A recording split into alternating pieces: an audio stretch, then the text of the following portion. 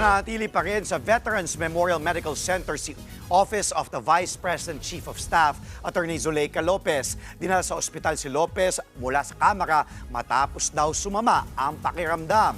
At live mula sa Quezon City, nasa frontline ng balitang yan si Hannibal Talete.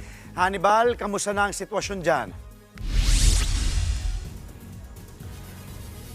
Andre, magdamag tayo nakabantay sa pagbalik ni Vice President Sara Duterte dito sa Veterans Memorial Medical Center.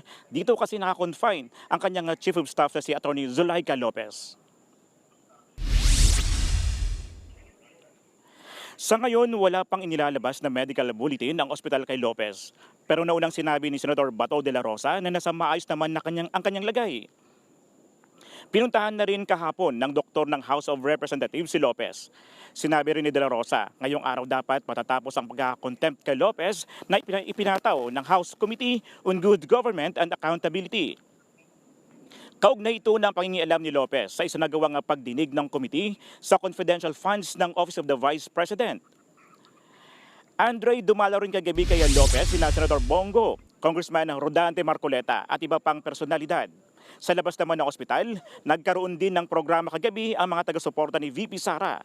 Sa ngayon, patuloy pa rin ang paghihintay ng lahat sa pagbabalik ni VP Sara dito sa Veterans Memorial Medical Center. Balik sa inyo, Andre. Maraming salamat, Hannibal Talete. Mga kapatid, Dimples Romana po, kumpletuhin ang inyong umaga ng mga kwentong puno ng inspirasyon. Salubungin po ang bawat araw ng may ngiti at pag-asa.